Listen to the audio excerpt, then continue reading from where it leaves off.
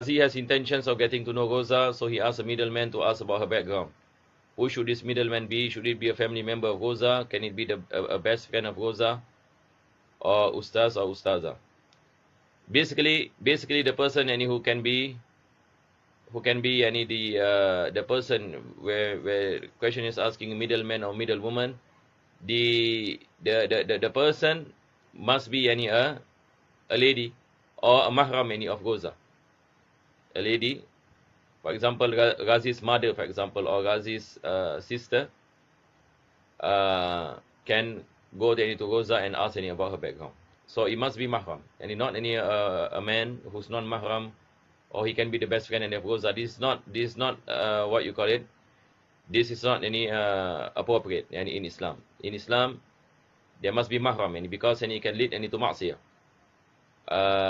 So if the mother any of Razi or the sister any of Razi, woman any for example, and it goes over to Roza and asks, that is appropriate. That is what any of fuqaha mentioned in books any of fiqh. That last time any for example, uh, basically marriage any something any that is a fixed one any. They do not have like dating or going out like nowadays any a lot of our youth any dwells into. But what do they do any last time they will send any their mothers or send any their sisters any to the girl's house, and then the sister or the mother will look at the girl, will look what you call it at the body for example, meaning the parts any that are covered, in a sense that covering of the aura, but look any at certain things, and then after that any will go back and explain to Razi any about what they found. Go back any to the men any what they found any about any the girl. So that is the most any appropriate. Now, yeah, any the females any other one. Do not any choose any do not choose any a male, unless any if you happen any to know for example Rosa's brother for example, then she can tell he can tell him about the background. Should it be a family member of Roza? Can be the best friend any of Roza or Ustaz or Ustazah. The best any as what I mentioned is your own family and it becomes any the person any who find out any about Roza. And if you don't have anyone, then what you call it, maybe any get any someone that can meet any Roza, a lady, and he can meet Roza, then after that and he can give you any the information any through one any of your family members. Can this middleman give her opinion that Roza is not yet ready to get married without Roza's any knowledge?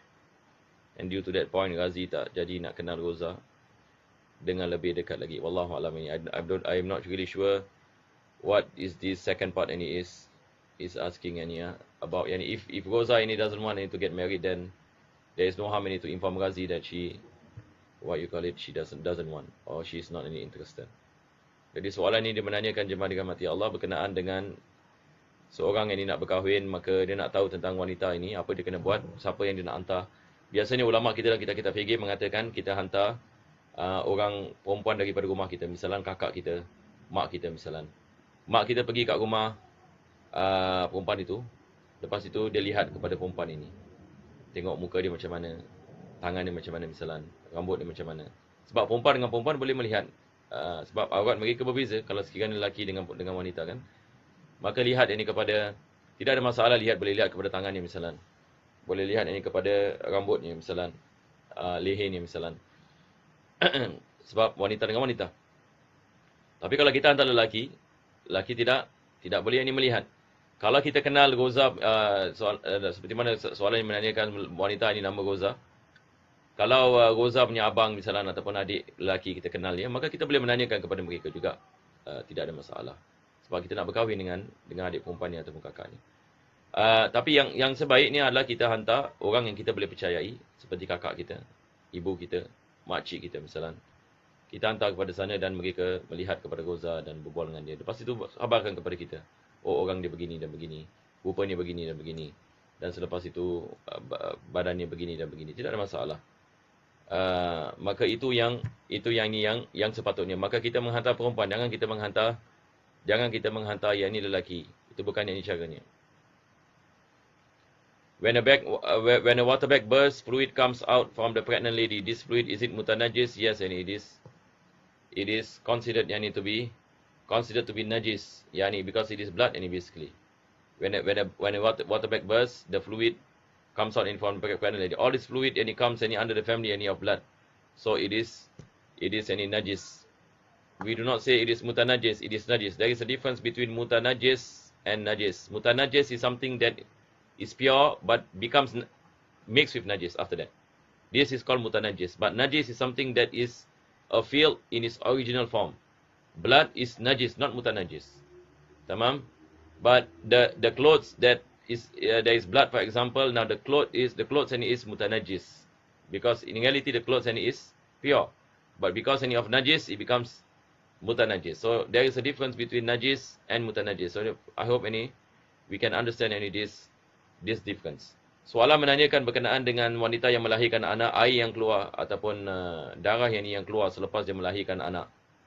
Afwan, ini minta maaf ya. Afwan, this is about the water bag before the delivery before the delivery of the child. Yes, and this is najis. Same, it is the same ruling.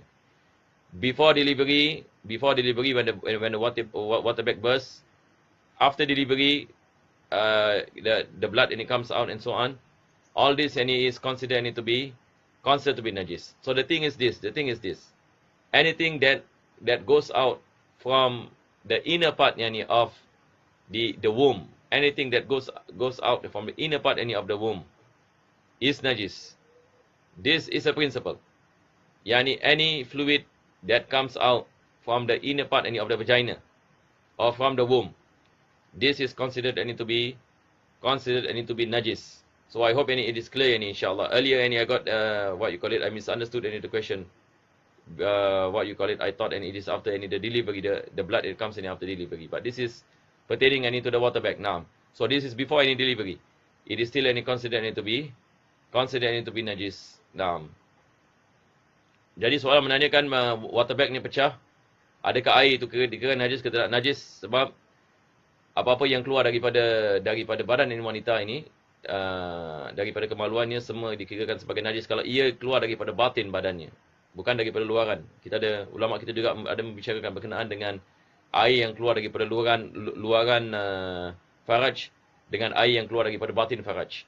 Maka ini dikirakan air yang keluar daripada batin faraj, maka hukumnya adalah najis. Wa sallallahu ala sayyidina Muhammadin wa ala alihi wa sahbihi wa sallam. Alhamdulillah.